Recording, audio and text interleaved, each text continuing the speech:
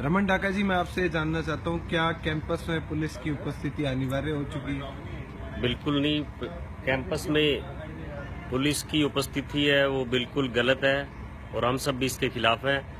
परंतु यूनिवर्सिटी प्रशासन और जो वामपंथी और जो आरएसएस से संबंधित छात्र विंग है, वो लोग राष्ट्रवाद के नाम पर, एंटी नेशनलिज्म के नाम पर जो सस्ती लोकप्रियता हासिल करने के लिए ड्रामा कर रहे हैं, कहीं ना कहीं वो चीजें भी कैंपस में पुलिस आने के लिए जिम्मेदार है। परंतु हम इसके खिलाफ हैं और पुलिस की एंट्री टोटली बैन होनी चाहिए। जिस तरह से आज एबीवीपी ने कैंपस के अंदर एक विरोध प्रदर्शन किया, उसी तरह का एक विरोध प्रदर्शन एक दूसरी वामपंथी पार्टी भी कर रही है, परंतु उसे आपके वाइस चांसलर ने उस प्रदर्शन की अनुमति नहीं दी। आप इस बात में वीसी को कितना सही नहीं? जो रामजस कॉलेज का इंसिडेंट हुआ, वहाँ पे जो आरएसएस की छात्र विंग और वामपंथी छात्र विंगों ने जो ड्रामा किया वहाँ पे, हम इन दोनों संगठनों के खिलाफ हैं। और जो ये एक्सट्रीमिस्ट लोग हैं और जो एक्सट्रीम है, वो किसी चीज़ के लिए अच्छा नहीं है, ना समाज के लिए अच्छा है, ना यूनिवर्सिटी के लिए अच्छा है, ना शिक्षा के लिए अच्छा है।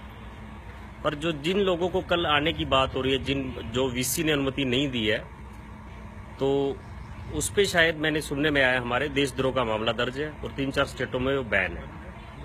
तो मैं इन सब के खिलाफ हूँ। परंतु मैं एक बात कहना चाहूँगा, अगर वो वामपंथी संगठन फ्रीडम ऑफ एक्सप्रेशन के नाम पे किसी को बुलाना चाहते हैं, तो वो किसी कंट्रोवर्शियल स्पीकर की बजाय किसी और आदमी को बुला सकते हैं। भारत में वक्ताओं की कमी नहीं है जो आज़ादी की अभिव्यक्ति पर बोल सके। तो जो कंट्रोवर्शियल चीज़ें ये जानबूझ के कर रहे हैं, ये ना हो। रमन जी, मेरा अंतिम सवाल, जैसे मुझे पता लगा है आप लॉ स्टूडेंट हैं, आपने पंजाब यूनिवर्सिटी से लॉ की पढ़ाई करी है, संविधान में बोलने पर छूट दी गई है, अभिव्यक्ति की स्वतंत्रता दी गई है, क्या आपको ये नहीं लगता कि मौजूदा सरकार बोलने की अभिव्यक्ति पर पाबंदी लगा रही है या उस पर सेंसरशिप लगा रही है? सबसे पहले मैं आज़ादी की अभिव्यक्ति की बात करूं तो ये फंडामेंटल राइट है और जो भारतीय संविधान से भारत के सभी नागरिकों को मिला है। रही आज़ादी की अभिव्यक्ति की बात, तो पूरी दुनिया की बात करें तो भारत सबसे बड़ा लोकतंत्र है और जो आज़ादी भारत में है, आज़ादी की अभिव्यक्ति है, जो आज़ादी भारत के नागरिकों को मिली है, वो शायद ही दुनिया के किसी और देश में हो। और दूसरी बात, इस आज़ादी पर रीजनेबल रिस्ट्रिक्शन जरूर होनी चाहिए। चाहे भारत की आंतरिक सुरक्षा की बात है, सॉवरेनिटी की बात है, वहाँ अगर कोई थोड़ा बहुत रीजनेबल रिस्ट्रिक्शन है तो इसमें कुछ गलत नहीं है। और मैं इस वर्तमान सरकार की बात करूँ तो इस सरकार में कुछ ना कुछ गलत हो रहा है, आज़ादी के व्यक्ति पर सवाल उठाए जा रहे हैं। और एक एबीवीपी जो इनका छात्र संगठन है, वो राष्ट्रवाद के नाम पर गुंडागर्दी कर रहा है। परंतु इसके साथ साथ जो वामपंथी छात्र संगठन है, वो भी कहीं ना कहीं इस चीज़ को झूठी लोकप्रियता हासिल करना चाह रहे हैं इसके नाम पर। तो मेरे को नहीं लगता